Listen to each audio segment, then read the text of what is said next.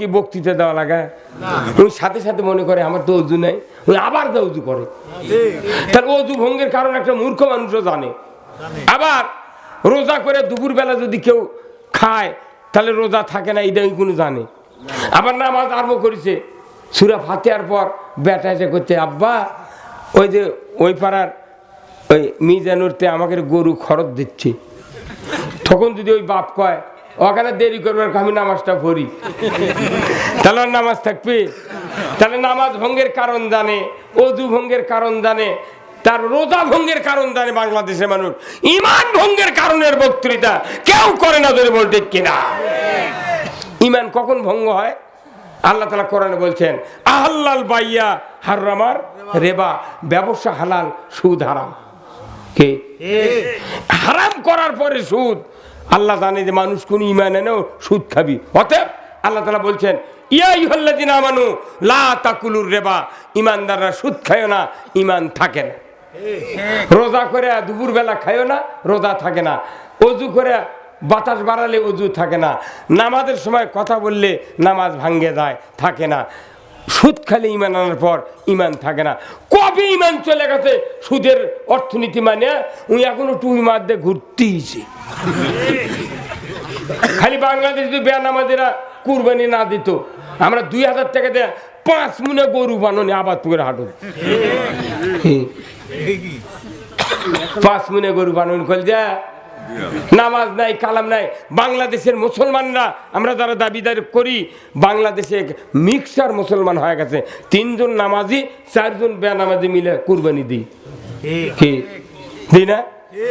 কুরবানি দিই। আচ্ছা কোন তো একটা পাতিলের মধ্যে লাউ, ছাঁচি লাউ, তারপরে হচ্ছে আপনার আলু, বেগুন, পালংয়ের শাক, পুঁইয়ের শাক, তারপর বুটের ডাল, এই 10-12টা তরকারি দিয়ে যদি একটা তরকারি পাক করি, আপনি কোন তরকারির নাম ধরে ডাকবেন?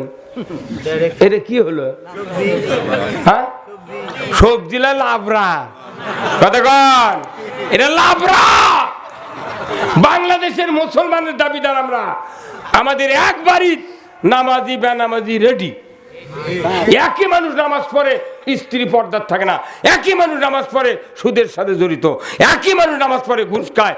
একই মানুষ নামাজ পড়ে, জমির কান্দা অর্ধেক কাটেলে। একই মানুষ নামাজ পড়ে, বেটাক সম্পত্তি লেগে দেয়, বিটি কয় মা তোর জন্য দোয়া। কথা কর আমার ভাইয়েরা। এইভাবে আল্লাহ তাআলা দুনিয়ার জমিনে কোনদিন চলার বিধান দেয় নাই। আমার আল্লাহ কোরআনে বলছেন, আফাতুমিনুনা বিবাদিল কিতাবি ওয়া তাকফুরুনা বিবাদ। ও দুনিয়ার মানুষেরা, তোমরা কোরআনের কিছুকে করবে স্বীকার আর কিছুকে করবে অস্বীকার। এটাই যদি তোমাদের হালত হয়ে যায়, আমি রব্বুল আলামিন বলে দিচ্ছি, খিজুন ফিল হায়াতের দুনিয়া, দুনিয়ায় তোমরা লাঞ্ছিত হবে আর আখিরাতে কঠিন শাস্তির মুখোমুখি হবে। জোরে বলুন ঠিক কিনা? আজকের এই পৃথিবীতে মানুষগুলি আল্লাহর সৃষ্টিজীব, অথচ আল্লাহর আইন মানে না, আল্লাহর বিধান মানে না। মানুষের তৈরি করা বিধান মানার কারণে আজকে আমাদের দেশের এই দুরবস্থা। জোরে বলুন ঠিক কিনা? আল্লাহ কোরআনে বলছেন, আলা লাহুল খালক ওয়াল আমর, সৃষ্টি করেছেন যিনি, আইন দিবেন তিনি। জোরে কোন ঠিক কিনা? আমরা সৃষ্টিকার আল্লাহর, আমরা সৃষ্টি আল্লাহর, তাহলে কার আইন মানতে হবে? বলুন তো। এই বাংলাদেশে অনেকগুলি হোন্ডার কোম্পানি আছে, Bajaj, TVS, Yamaha, singer, RX, কত কোম্পানি আছে যে ইঞ্জিনিয়ার মোটর সাইকেল বানায়।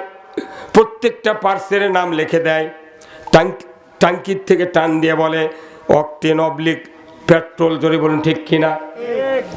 অকটেন আর পেট্রোল ছাড়াই টাঙ্কি যদি তোলো চলবে না, এই গাড়ি চলবে অকটেন আর পেট্রোল দিয়া। বলুন তো, 2 লক্ষ টাকার মোটর সাইকেল কেনার পর যদি আমার টাকা না থাকে, ডিজেল কি কেউ হুন্ডার তোলে? তোলে? দাম কম, ওই রকমই পাতলা, কেউ তুলবে না। 10 লিটার ডিজেল তোলার পর যদি মানুষ ছুটালিয়া যদি কিক করে, ধোঁয়া দেখা যাবে না? কতক্ষণ সৃষ্টি করেছেন যিনি, তৈরি করেছেন মোটরযান, তারই আইনে আমরা মোটরসাইকেল চালাই। কথা ঠিক কিনা? আমার এই বয়সে 27 টাকা গ্যালন মোটরসাইকেলের পেট্রোল কিনেছি, সেই মানুষ এখন 135 টাকার অকটেন কিনতেছি লিটার। তার মানে 1000 টাকা লিটারও যদি পেট্রোল লাগে, বাংলাদেশের মানুষ 1000 টাকা লিটার পেট্রোল কিনতে বাধ্য, কারণ যিনি তৈরি করেছেন তার আইন ছাড়া হোন্ডা চলে না। তাহলে ওটা মোটরযান, আমরা মানুষ হলাম মানবযান। ধরে বলুন ঠিক কিনা? আমরা মানুষ কি মানবযান। মোটরযান চালালেন তৈরি কারকের নির্দেশে, আর মানবযান যিনি তৈরি করেছেন আমার আল্লাহ বলেছেন মানবযান চলবে কোরআন দিয়া। মানুষ কোরআন দিয়া না চলে, মানুষের আইন দিয়ে চলার কারণে আজকে সমাজে শান্তি নাই, অর্থতে শান্তি নাই, ঘরে শান্তি নাই, কোথাও শান্তি নাই। ধরে বলুন ঠিক কিনা?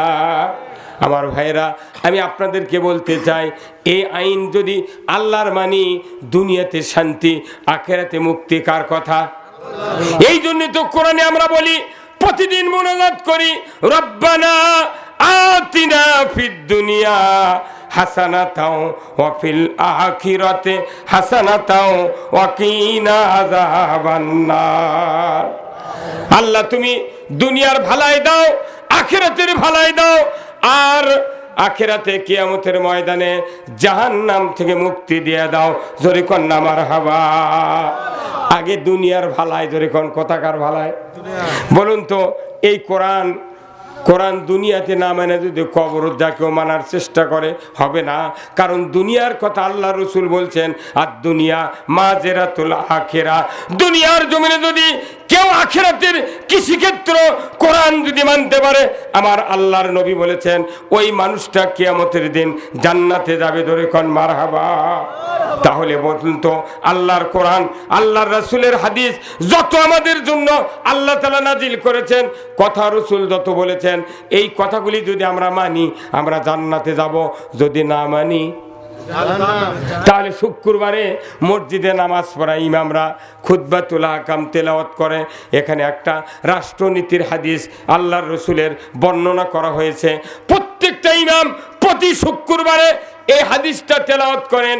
মানুষকে অর্থ শোনায়া বুঝায় দেয় না, মানুষও শুনতে চায় না, শুধু আরবি দিয়ে তেলাওয়াত করে। মানুষ শুনে মনে করে উত্তর পাড়ার সুলতান। হাদিস শরীফে আছে, ওয়া সুলতানু জিল্লুল্লাহি ফিল আরদি মান আহানা সুলতানাল্লাহি ফিল আরদি আহানাহুল্লাহ। কি হুজুর এই হাদিস পড়েন না? শুক্রবার একটা ইমাম জীবনে আর মানুষ শুনায়নি, খালি আরবিতে পড়ে যাচ্ছে। দক্ষিণ পাড়া মানুষ করছে উত্তর পাড়ার সুলতান। তো দক্ষিণ পাড়া করতে আমাকে পাড়া তো একটা সুলতান নাম থোয়া লিখবি, তিনি খুতবা শোনা দেবে। এই সুলতান সেই সুলতান? এই সুলতান মানে রাজত্ব। জোরে কোন আল্লাহু আকবার। আমার ভাইয়েরা, খুতবাতুল আহকামের ভিতরে আল্লাহ রসুলের হাদিস স্টার্ট করে দিয়েছেন আশরাফ আলী থানভী, ওয়া সুলতানু জিল্লুল্লাহ। আল্লাহ রসুলের এই হাদিসটা রসুল বলেছেন, ন্যায়পরায়ণ শাসক আল্লাহর ছায়া সদৃশ্য। যারা ন্যায়পরায়ণ শাসক কায়েমের বিরোধিতা করে, তারা যেন স্বয়ং আল্লাহর বিরোধিতা করলো। হযরত ইব্রাহিম আলাইহিস সালাম ন্যায়পরায়ণ সরকার কায়েমের পক্ষে ছিলেন, নমরুদ বিরোধিতা করলো। মুসা আলাইহিস সালাম ন্যায়পরায়ণ সরকার কায়েমের পক্ষে ছিলেন, ফেরাউন বিরোধিতা করলো। আবু জাহেল ন্যায়পরায়ণ সরকার কায়েমের বিরোধিতা করলো। রসুল ন্যায়পরায়ণ সরকার কায়েমের জন্য পক্ষে ছিলেন। জোরে বলুন ঠিক কিনা? দুনিয়ার যুগে যুগে যত নবী রসুল পৃথিবীর জমিনে এসেছিলেন, সমস্ত নবী রসুল আল্লাহর জমিনে আল্লাহর খেলাফত কায়েমের জন্য চেষ্টা করেছেন। কিন্তু দুঃখের বিষয়, শেষ জামানার উম্মত আমরা, ইমানদারের দাবিদার, রসুলের উম্মত, রসুলের সুপারিশ ছাড়া জান্নাতের আশা করি না, অথচ রসুলের হাদিস মানি না।